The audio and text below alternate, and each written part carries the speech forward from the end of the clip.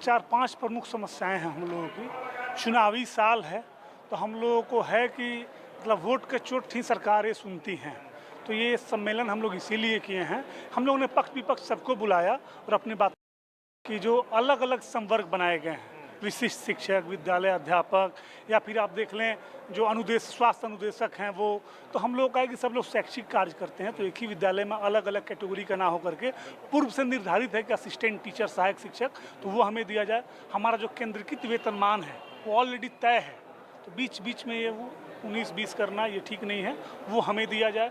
सरकार अपना जो वादा की थी सुप्रीम कोर्ट में, हमारी जब लड़ाई हम लोग सुप्रीम कोर्ट में लड़ रहे थे तो उस समय सरकार ने कहा था कि हम 40% वेतन इन्हांस करेंगे, इंक्रीज करेंगे, लेकिन कोविड के समय सरकार ने हम लोग कोविड के बाद बढ़ाया, तो सरकार ने ये हवाला दिया कि तंगी है 15% ही बढ़ाते हैं, तो वहीं 25% अभी हमारा ड्यू है, बाकी बढ़ाना तो छोड़ ही दीजिए। दूसरी बात है कि स्थानांतरण चल रहा है, बहुत सारे लोगों का है कि जो दूसरे डिस्ट्रिक्ट में पुरुष शिक्षक हैं या महिलाएं हैं या सेम डिस्ट्रिक्ट के भी पुरुष शिक्षक वो छूट गए हैं, तो उनके लिए सहानुभूतिपूर्वक विचार करते हुए उनका अविलंब किया जाए। चूँकि अभी तुरंत आचार संहिता लगने वाला है, तो शिक्षकों में एक अंदर से भय का माहौल है कि पता नहीं मेरा ट्रांसफ़र होगा कि नहीं। अभी प्रधान और प्रधानाध्यापक की वैकेंसी हुई है, जिलों में पदे खाली हैं और उस जिले की महिलाओं को, पुरुषों को दूसरे जिले में, सब मान लीजिए कि सीतामढ़ी है, मुजफ्फरपुर है, वैशाली है, मोतिहारी है, वहाँ की महिलाओं को, वहाँ के शिक्षकों को जमुई, अररिया, भौगोलिक स्थिति अलग है, रहन सहन का ढंग अलग है, तो उनको दूर फेंक दिया गया है। तो हम मांग करेंगे कि जब सीटें खाली हैं तो उनको पुनः उन जगहों पे मांग के उनको वहाँ पदस्थापित करने की चीज़ें की जाए। हम लोग जो कहेंगे जेन्युइन चीज़ें कहेंगे, हम लोग को राजनीति नहीं करनी है, तो सारी मांगे हम लोग की जेन्युइन मांगे हैं। अभी जो आप ये कर रहे हैं, विशिष्ट शिक्षक जो राजकर्मी देख के आपने बनाया, महीनों से 7-8 महीने से लोग कम वेतन उठा रहे हैं, पहले से जो मिलता था नियोजित के रूप में उससे भी कम, आज तक फिक्सेशन नहीं हुआ। तो इन सारी मांगों को लेकर के हम लोग आज यहाँ शिक्षक सम्मेलन किए हैं और हमने पक्ष विपक्ष सबको बुलाया है कि भाई हमारे दर्द को सुनिए। हम किसी के नहीं हैं, हम ना मतलब पक्ष का मोहर लगाना चाहते हैं ना विपक्ष का मोहर लगाना चाहते हैं। हमारा है कि हमारी मांगे जेन्युइन है, हमारी मांगे सुनी जाए। सरकार का क्या है, बिहार में जितने भी शिक्षक हैं सारे बहुत ही अच्छे तरीके से अध्ययन अध्यापन में लगे रहते हैं और बच्चों को अर्जुन बनाने का काम कर रहे हैं, लेकिन बहुत ही खेद की बात यह है कि तमाम तरह की अड़चनें शिक्षकों के साथ जो पिछले 5 सालों से हो रही है उसकी मैं कड़ी निंदा करता हूं और इस सरकार से ये मांग करता हूं कि आप जिस तरीके से शिक्षकों को अप्रैल गर्मी के दिनों में आप स्कूल खोल दे रहे हैं और जिस समय गर्मी की छुट्टी होनी चाहिए उस समय स्कूल खोल दे रहे हैं और जब स्कूल बंद होना चाहिए उस समय आप पुनः खोल दे रहे हैं, तमाम तरह की अड़चनें जो है सरकार के द्वारा बीएलओ काम, इसके साथ साथ अन्य जितनी भी समस्याएं हैं सारे शिक्षक के माथे थोपा जा रहा है, जो कि कहीं से बर्दाश्त करने योग्य नहीं है। अभी विभिन्न कोटि में शिक्षकों को बांटा गया है, तो मैं कैसे ये कह दूं कि सरकार ने मेरे लिए किया। उन्होंने कोविड का हवाला दे करके इस बात को कहा कि आपको मैं 40% बढ़ा दूंगा, लेकिन कोविड का हवाला दे करके उन्होंने कहा कि नहीं, अभी मैं सिर्फ 15% बढ़ाऊंगा। वो 25% पिछले 5 सालों में ये बढ़ा नहीं सके। शिक्षकों को अभी जिस तरीके से प्रारंभिक विद्यालयों में शिक्षक और प्रधान अध्यापकों की बहाली हुई, तो प्रधान शिक्षकों के लिए 1 to 8 तक के लिए वो किया गया था सिफारिश, लेकिन उसमें सिर्फ 1 to 5 में बहाल किया गया। इस तरह की कोई भी नीति स्पष्ट नहीं है और जितने भी अफसर हैं, चाहे वो जिला शिक्षा पदाधिकारी हो, चाहे स्थापना के हो कार्यक्रम पदाधिकारी, सारे पदाधिकारी किसी शिक्षक से सीधे मुंह बात नहीं करते हैं और सारे लिपिक भ्रष्टाचार के आकंठ में डूबे हुए हैं। मैं इसकी कड़ी निंदा करता हूं और सरकार से गुजारिश करता हूं कि हम लोग सारे शिक्षक बढ़िया से काम कर रहे हैं, लेकिन आप शिक्षकों के मानदंड पर, शिक्षकों के आकांक्षाओं पर खरा नहीं उतर रहे हैं। सरकार स्तर पर दावा तो किया जा रहा है, लेकिन अभी एक उदाहरण ले लीजिए प्रधान शिक्षक की। अभी इन्होंने प्रधान शिक्षक और प्रधान अध्यापक की बहाली बीपीएससी के माध्यम से की गई, उसमें लेकिन जो वेतन मान निर्धारित किया गया वो 30,500 रुपया, जबकि अभी जो हमारे शिक्षक हैं पूर्व के नियोजित शिक्षक जो हैं उनको अभी 31,670 रुपया मिल रहा है। तो ये कैसे हम मान लें कि आप, यानी कि अगर आप बीपीएससी के माध्यम से कर रहे हैं, एक विद्यालय का प्रधान बना रहे हैं, तो उसको उचित वेतनमान तो उसका मिलना चाहिए। तो इस तरह की मांगे हैं, बहुत सारी मांगे हैं जो सरकार ने अभी पूरी नहीं की हैं। हमें उम्मीद है सरकार पहल कर रही है।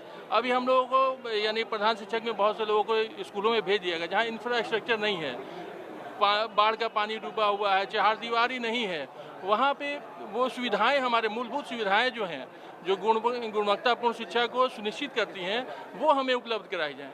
तो शिक्षकों को जो उनका वाजिब मांग है, जो उनका डिमांड है, जो वेतनमान है, वो देना चाहिए। चुनावी वर्ष में सरकार सभी को दे रही है।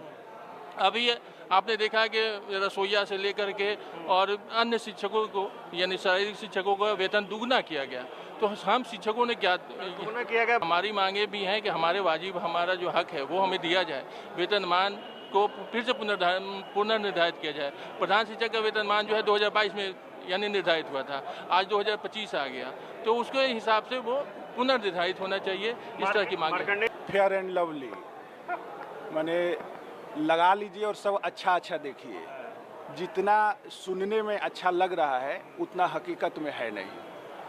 हम 20 साल से संघर्ष कर रहे हैं, विद्यालय को संवार रहे हैं, विद्यालय में बिहार के बच्चों के भविष्य संवार रहे हैं, और हमें आपने कई बार अग्नि परीक्षा ली, हम कई बार परीक्षा दे करके विशिष्ट शिक्षक बन गए, लेकिन हमें मिला क्या? हमें सेवा निरंतरता तक का लाभ नहीं मिला। हमें जो आपने सुप्रीम कोर्ट में कहा था समान काम समान वेतन के समय में कि हम आपको 40% बढ़ा देंगे, लेकिन जब यहाँ आए तो कोरोना आया और कोरोना का हवाला देकर के महज 15% की वृद्धि हुई।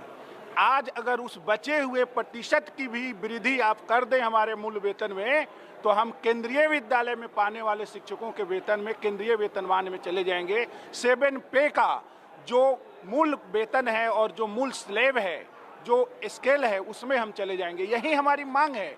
आप पहले ही घोषणा कर चुके थे, आपने पहले वादा किया था, सुप्रीम कोर्ट में आपने जो है एफिडेविट दिया है, आप उसको पूरा करिए। आज आपके पास पैसा है, केंद्र में भी आप हैं, हम लोगों ने सहयोग किया, आपके सहयोग से सरकार बनी है, तो जो बिहार को प्राप्त हो रहा है उसमें शिक्षकों का भी हिस्सा बनता है। हमें भी पूर्ण वेतनमान मिलना चाहिए, हमें भी पुराना वेतन जो ओल्ड पेंशन स्कीम है वो मिलना चाहिए, और बाकी छोटी छोटी मुद्दे हैं।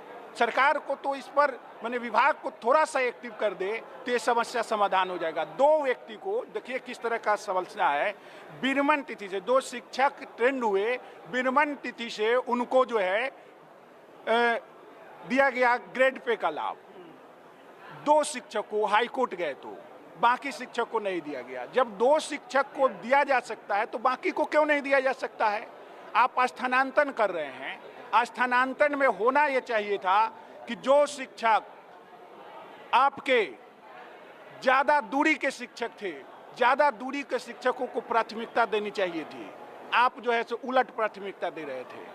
अगर ज्यादा जो 20 साल से शिक्षक खट रहे हैं, 20 साल से अपने परिवार से दूर हैं, उनको आपने फिर छोड़ दिया। 6 से लेकर के +2 तक के शिक्षक सबसे अधिक दूर थे और आज भी सबसे अधिक समय से दूर थे और आज भी दूर हैं। 1 to 5 के भी सारे शिक्षकों का स्थानांतरण नहीं हो पाया है। स्थानांतरण के मुद्दे पर आप शिक्षकों को संतुष्ट कर सकते थे, 1 रुपया का इसमें खर्च नहीं था। हालांकि इसमें कुछ काम हुआ है, लेकिन बचे हुए शिक्षकों का भी उनका पूर्णतः से स्थानांतरण हो, ये निवेदन है, सरकार से आग्रह है।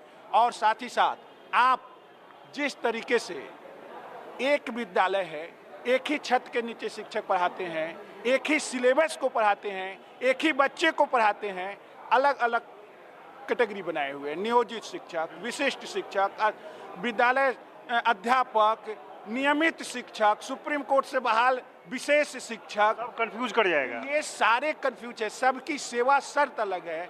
जब हम एक छत के नीचे एक बच्चे को पढ़ा रहे हैं, सबको एक सहायक शिक्षक बनाइए और सबकी सेवा शर्त एक हो, सबका वेतनमान एक हो, सबका वेतन एक हो। यही न्यायोचित मांग है हमारी। और इस चुनाव के बेला में हम नहीं चाहते हैं कि हमारी सरकार परेशान हो हमसे। हम चाहते हैं कि सरकार की फिर वापसी हो, लेकिन हमारी मांगों को भी सुना जाए और हमारी मांग को पूरा किया जाए। इसी आशा और विश्वास के साथ हम यहाँ पर इकट्ठा हुए हैं। अन्यथा हम बाध्य होंगे तो 2020 में जो माननीय मुख्यमंत्री जी को झटका लगा था शिक्षकों के द्वारा, शायद उससे भी बुरा झटका इस बार सहना पड़ सकता है।